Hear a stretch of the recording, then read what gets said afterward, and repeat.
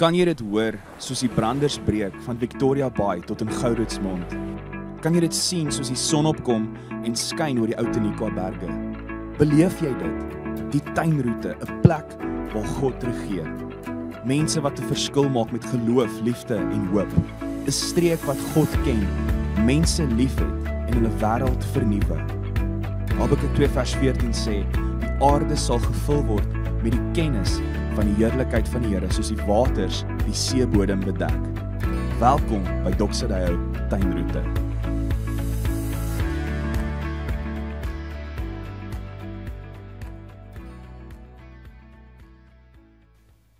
Goeiedag en baie welkom hier saam met ons aanlyn. Ons staan in die begin van 'n nuwe jaar 2026. Wat 'n voorreg om dit saam met die Here en saam met mekaar te kan ingaan en te weet dat die Here is met ons en dat hierdie 'n jaar sal wees. Hierdie jaar behoort aan die Here en dat ek en jy sy wil soek vir dit wat hy oor ons lewens droom en sien. En my naam is Jacques van Wyk en ek het die voorreg om die span te lei hier by Doxadeyo in Auckland, Nieu-Seeland. En die rede hoekom ek saam met jou kuier vandag is dat ons deel is ook van die tuinroete zone en so lekker om weekliks saam met die leiers van al die verskillende kampusse te kan saam kuier en te kan omgee vir mekaar en daar te kan wees vir mekaar. So ek het die voorreg om vandag met jou 'n woord te share en ons is besig met 'n reeks wat ons noem 'n storie van die koning. En dit het begin by Kersdag of so 'n bietjie voor Kersfees. Ons praat oor hierdie koning, die storie van hierdie koning wat gebore is, hierdie koning wat op hierdie aarde gaan wandel het, God wat mens geword het, onder ons kom woon het, gekruisig was, opgestaan het en die feit dat hy aan die einde van die skrif wat ons lees in Openbaring 21 kom hy en Johannes verduidelik hierdie visie en hy verduidelik wat hy sien en God, Jesus wat actually praat uit die troonkamer uit en wat hy sê, hy wat op die troon gesit het gesê, kyk ek maak alles nuut. Nou, ek weet nie van jou nie, maar as 'n kind gebore is en dan is dit altyd 'n goeie ervaring en alles is nuut vir 'n mens, maar die eerste woorde wat 'n kind altyd praat, as hulle nou so hier, ek weet nie, so 1 of 2 jaar oud is altyd vir ons baie belangrik, nê. Is jy weet mamma of pappa en daar's altyd 'n bekleierery wat het hy nou eintlik gesê. Maar daar's ook die laaste woorde van iemand, dink ek is ook verskriklik belangrik. Nou hierdie is nie noodwendig die laaste woorde van Jesus nie, maar dis die laaste woorde in die skrif wat ek dink ook so belangrik is dat ons vir mekaar vra, maar wat beteken hierdie koning, die storie van hierdie koning en dit wat hy sê, die laaste wat ons beleef wat hy uitspreek as hy sê kyk, en daar is 'n belangrike woord, behold, kyk, ek maak alles nuut. En ons wil 'n bietjie vandag oor daai gesels, want ons het begin met die geboorte, maar nou hier, wat sê hierdie koning vir ons? Wat is die effek van hierdie woorde in jou en my lewe?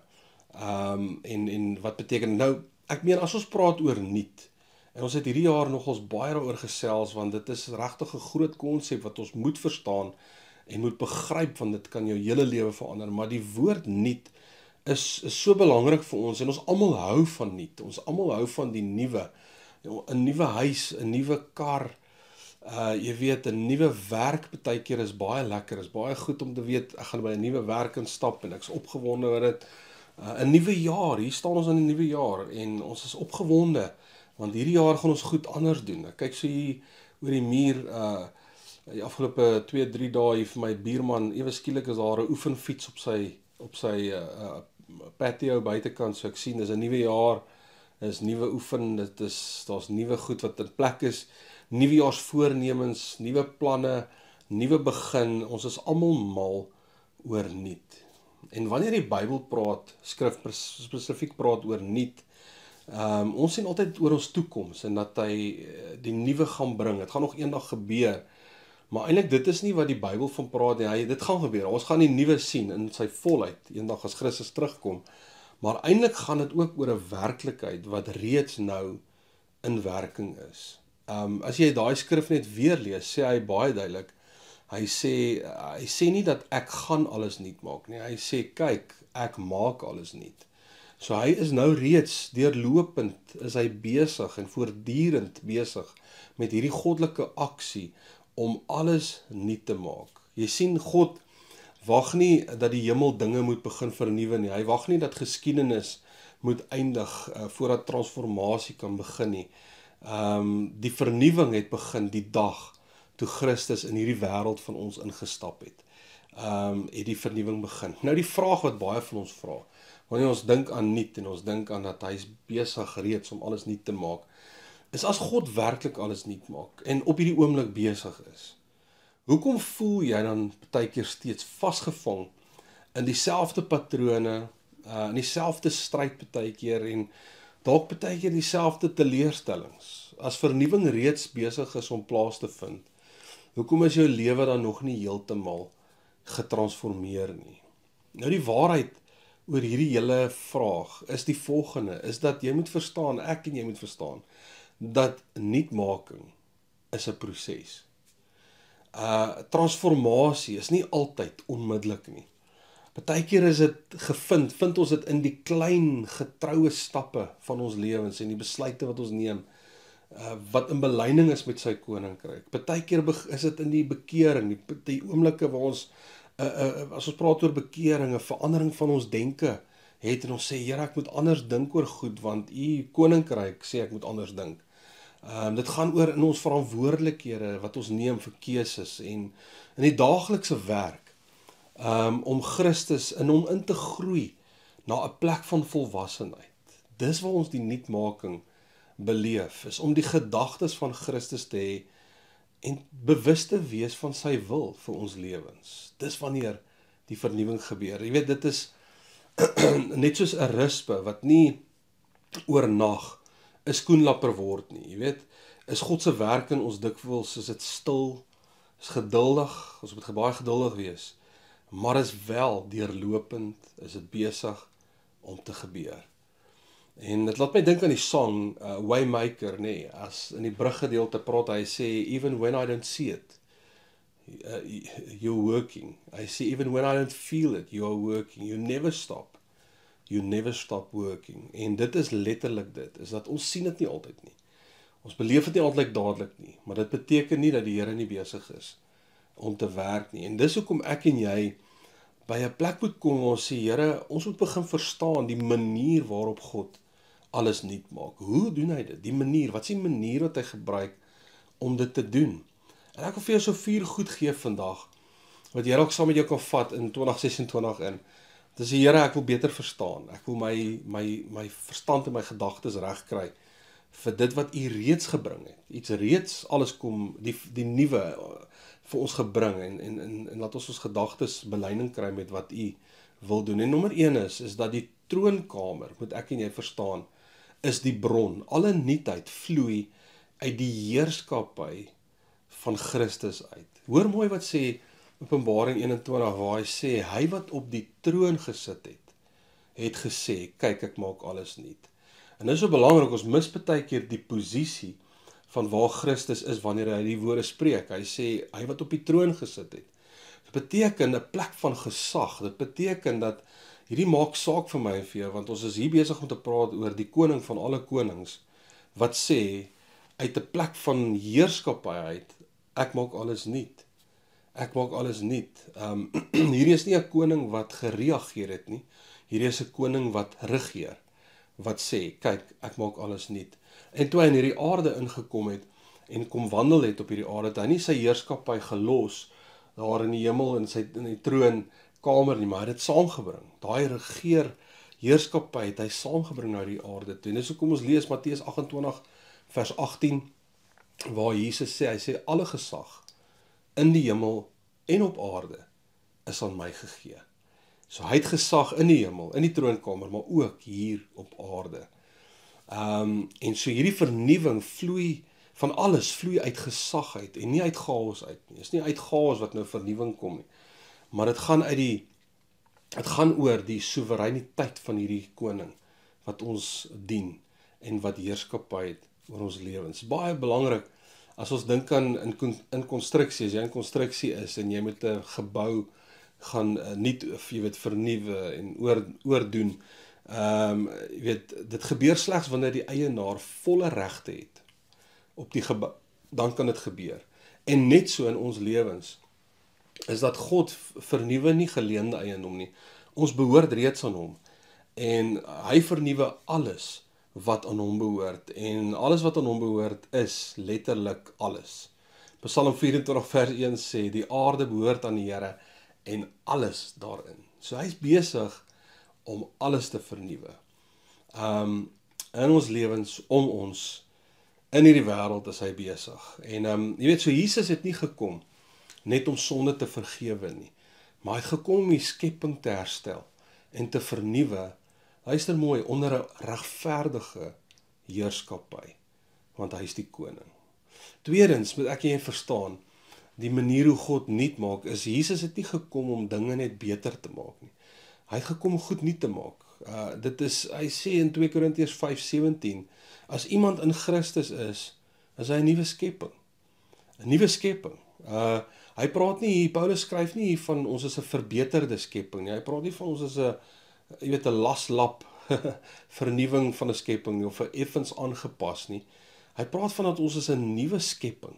'n Nuwe skepping. En die Griekse woord daar is kainos, wat beteken nuut in kwaliteit, nuut in die natuur, nuut in aard. Dit is nie gedragsmodifikasie, is baie belangrik. 'n Persoon skryf, hy sê dit is 'n ontologiese transformasie, en hierdie woord ontologies beteken 'n verandering in jou wese, in jou kernidentiteit. Dit is nie dat jou gedrag verander nie, maar dat jou fundamentele manier van wees, of jou interne aard actually verander.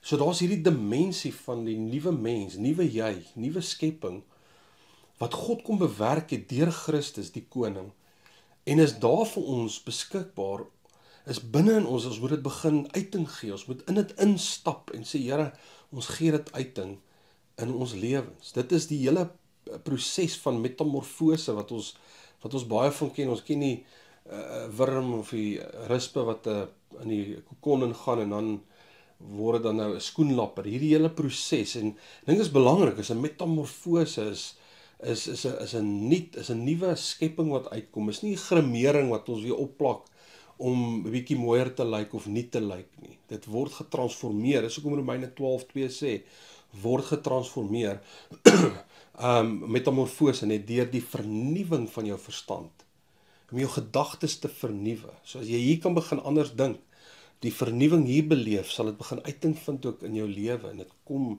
uit ons gees uit.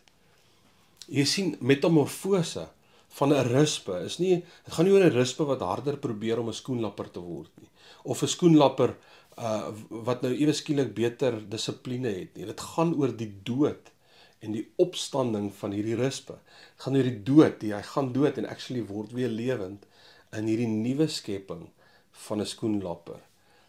Jy weet, ek lees 'n stukkie in hierdie week waar 'n ou skryf, hy sê 'n rispe woon nie 'n skoenlapper klasse by om nou 'n skoenlapper te wees nie. Hy sê dit gaan in hierdie kokon in en dit hou op om in sy oorspronklike vorm te bestaan. En net so, Jesus het nie gekom om sondaars te help om harder te probeer nie. Hy het gekom om die ou mens te kruisig, hierdie ou sonde natuur van ons te kruisig en die nuwe mens op te wek, die nuwe skepping van wie ek en jy is. Galasiërs 2 vers 20 sê, ek is saam met Christus gekruisig, dood gegaan. Ek leef nie meer nie, maar is nou Christus wat in en deur my leef. Is dit nie goeie nuus nie? Dit is incredible om hierdie te hoor en te verstaan. Is daar al 'n nuwe dimensie in my lewe vir my beskikbaar is, waarin ek en jy leef. Derdens, die manier hoe Jesus kom nuut maak, is om te verstaan dat hy dit gedoen deur die kruis. Die kruis is die middelpunt van alle nuutheid. Dis die nuutheid waarvan Openbaring 21 praat, is actually gewortel in Golgotha, daar waar Christus gesterf het. Hy sê daarom, as iemand in Christus is hy 'n nuwe skepping. Is om in Christus te wees. Dit beteken dat ons saam met hom gekruisig is. Dit beteken dat ons saam met hom ook opgestaan het in hierdie nuwe lewe. Saam met Christus. Nou, dit is baie belangrik, want nuutheid kom nie oor 'n tydperk nie. Nuutheid gaan oor, jy weet, kom ek sê so, nuutheid kom nie uit die feit dat ek en jy wag oor goeders nie. Dit kom uit hierdie plek uit van die eenheid wat ons het saam met Christus en eenheid met die Vader. Die kruis het die ou menslikheid beëindig en die opstanding van die nuwe mens het dit bewerk. Hoor wat sê Kolossense 1 vers 19, want God was tevrede om alles met homself te versoen. Vrede het hy gemaak deur sy bloed wat vergiet is aan die kruis. Jesus het nie net vir siele gesterf nie, maar hy het gesterf om die kosmos, die alles, te verlos en nuut te maak. Romeine 8:21, die skepping self sal bevry word van sy slawerny en die verrotting, wat hy beleef. Jy kan verder daai skrifgedeelte gaan lees. N.T. Wright, 'n baie bekende teoloog, skryf, hy sê, Jesus' resurrection is the beginning of God's new creation. Not the end of the old one, but the start of a transformed world. Dit gaan nie net oor net my en jou nie, maar ewen hierdie wêreld is besig om getransformeer te word as gevolg van die kruisiging, die opstanding van Jesus Christus. Die vierde manier wat ons moet verstaan hoe God kom nuut maak, is dat die nuutheid is reeds. Dis nou, maar dit is ook nog nie in sy volheid nie. En dis iets wat ons baie keer as gelowiges mee sukkel, ons verstaan nie altyd dit nie, want ons verwag baie keer dat volmaaktheid en die nuwe en die verandering en die transformasie moet dadelik gebeur. Maar God werk deur proses. Hy werk deur proses. Hy kom met stappe in ons lewens en hoe ek en jy, ons praat van co-workership, dat ons in 'n vennootskap is saam met die Here rondom ons lewens, in 'n mederwerkerskap, dis eintlik die regte woord, mederwerkerskap saam met die Here. So hy kom wys vir ons, en hy kom doen goed in ons harte, maar ons doen en ons stap saam met hom, en ons begin goeders verander, en ons begin oorgee, en ons begin instap, en te sien, behold, he's making all things new. So in dit wat ons sien, dink ons anders, en begin ons anders te doen in ons lewens. So ons leef altyd met hierdie tension, nee, van dit is reeds besig om te gebeur, maar dit sal ook nog plaasvind. So hy's besig elke liewe dag, soos ons nou gesê het, Waymaker, even when I don't see it, even when I don't feel it, he's working, he's making all things new. Maar wanneer hy terugkom eendag in sy volheid, met die wederkoms, sal ons in die finale dag sal ons sien hoe die volheid van alle nuutheid sal ons dit beleef wanneer hy kom. En ek dink 'n baie goeie manier om dit te verduidelik is dat, jy weet, soos dagbreek wat breek voordat die son actually heeltemal opkom, is dat die lig is reeds 'n werklikheid. Die lig is reeds 'n werklikheid. Ons sien nog net nie die son nie, maar jy sien al klaar die lig. Jy sal al klaar dat dit lig word en dan sien ons die son. En net so, hy's besig om goed nuut te maak, maar dan sal ons die volheid daarvan beleef. Net vandag, ter afsluiting, net dink ek wat belangrik is dat ek en jy moet besef dat wanneer die Here sê maak alles nuut, bedoel hy alles. Bedoel hy alles. En wanneer ons praat oor alles, kom ons zoom 'n bietjie in ons lewens in. Ons verhoudings, ons trauma, sisteme, stede, nasies, ons harte, ons huise. Die Here wil alles kom nuut maak, ons siel, ons samelewing, ons gedagtes, ons maniere van goed doen. Hy wil alles kom nuut maak. Hy wil alles kom nuut maak. En ek dink dit is so belangrik, Matteus 6 wat sê, u koninkryk kom. Laat u koninkryk kom, u wil geskied, soos wat dit in die hemel is, so ook hier op aarde. En dit is hoekom, vandag wil ek vir jou sê, die kerk bestaan. Die kerk bestaan nie om mense bymekaar te trek, om hierdie wêreld te ontvlug nie. Die kerk bestaan om sy vernuwing aan te kondig. Om sy vernuwing te verklaar, om sy vernuwing te kom tentoonstel in hierdie wêreld, en dit aan te kondig, sodat mense in dit kan inbeweeg en Christus kan ontdek in hulle lewens. Die vraag is, wat vra hierdie van jou en my? Dit vra dat ek en jy sal oorgee. Dit vra dat ek en jy diensbaar sal begin word in God se koninkryk. Diensbaar sal word na hierdie koning. Ons self sal onderwerp aan sy gesag en sal kom in 'n plek waar ons sê, Here, U is die koning van my lewe, dat ek sal in hierdie mederwerkerskap saam met die Here sal inbeweeg. Dis hoekom Filippense 2 skryf Paulus, vers 12-13, hy sê, luister, jy werk jou redding uit. Jy weet, werk jou redding uit. Hierdie redding wat jy beleef het, jy moet dit uitwerk. Sê 'n ding dat God het, Jesus jou kom red, maar nou is alles verander en alles is nou net mooi. Nee, you have to work it out. Jy moet dit in werking sit in jou lewe, want dit is God wat in jou gewerk het. Hy werk in ons harte, but you have to work it out. Jy moet sê, wat is die effek hier, wat is die implikasie hiervan in hierdie area van my lewe, in hierdie area, en jy gaan deur jou hele lewe, en jy stap in 2026 in met die wete, dat luister hier, God wil goed nuut maak in my lewe, maar ek kom gee oor. Ek dink dis hierdie hele gedagte van dat ons baie keer wil ons so bereik, sekere goed bereik vir die Here, miskien gaan hy beter voel oor my, miskien gaan hy weet goed kom nuut maak. Nee, hy het reeds alles kom nuut maak. Dit is reeds daar in sy troonkamer, hy is besig om die goed te earth, en as ek daai woord kan gebruik, is besig om dit te laat plaasvind in jou lewe. Ek en jy moet in 'n plek kom waar ons ontvang. Waar ons besef, dis daar, ek is 'n nuwe skepsel. Kom ons stap in dit in. Kom ons wees diensbaar in sy koninkryk. Kom ons onderwerp ons aan dit wat die Here vir ons vra. Kom ek sê vir jou dit, is dat God initieer, en ek en jy besluit of ons saam met hom werk, of ons nie saam met hom werk. Dis waar dit gaan. En ons, om onsself bietjie half in hierdie nuwe jaar wat voor ons lê, miskien ook die woord te toets, miskien moet ons ander vrae vra.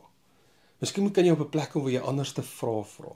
Waar jy sê, Here, nie net wat moet jy kom regmaak nie, my huwelik is dalk vol uitmekaar het, of my verhouding met my kinders, of wat dit ook al mag wees, maar Here, wat wil U kom transformeer? Waar wil U kom nuut maak? Waar wil U kom restoreer? Waar wil U kom die nuwe inbring? Die nuwe manier. Kom inbring, nuwe manier ook hoe ek na hulle moet kyk, of hoe ek hulle moet hanteer, of hoe ek met hulle moet praat. Wat is die nuwe wat U koninkryk wil kom in usher? Ek dink dis 'n Engelse mooi woord. To usher in the kingdom. Wat U wil in usher deur my, in my huwelik, in my verhouding met my kinders. Dis net 'n paar voorbeelde. Miskien moet jy vra, Here, waar is daar oorgawe nodig? Waar moet ek oorgee? Where do I have to surrender? In plaas van om nuwe strategieë en my eie nuwe plannetjies te hê, kom jy op 'n plek hier sê, Here, ek besef, ek kan nie hierdie alleen doen nie. Ek het U nodig. Ek het U nodig om my te help. Hierdie medewerkerskap, wys vir my waar U besig is om nuut te maak, sodat ek dit wat U vir my vra, kan in-usher in hierdie plek en kan sien dat U die nuwe bring in my lewe. C.S. Lewis, ons almal ken van sy goed en wat hy skryf. Ek love net hierdie gedeelte wat hy skryf. Sê God became man to turn creatures into sons. Nou hierdie woord sons is in die Nuwe Testament praat hy van dat we are sons of God. Dis nou ek en jy, vrouens jy ook, dit praat eintlik van die Griekse woord goios wat beteken erfgenaam. Erfgenaam. He turned creatures into heirs. Not simply to produce better men, but to produce a new kind of man.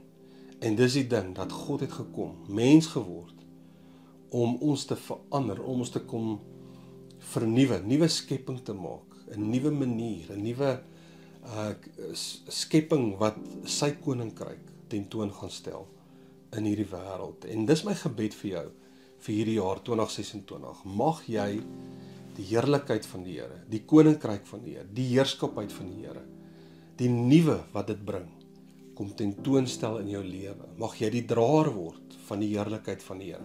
Mag jy die draer word van die nuwe lewe. Alles wat hy nuut bring in my lewe, na hierdie wêreld. En mag jy dit beleef in jou huis, mag jy dit beleef in jou werk, en mag jy dit beleef in jou gemeenskap, daar waar jy betrokke is. Dis my gebed vir jou. En my hart vir jou is dat die Here jou sal seën in alle areas van jou lewe, soos wat jy ontdek die nuwe wat die Here kom bring. Want saam met dit beleef ons die guns van die Here. Saam met dit beleef ons die blessings van die Here in al die areas van ons lewens. Mag die Here jou seën en mag jy 'n goeie 2026 hê. En kom ons eer hierdie storie van die koning wat vir ewig sal heers.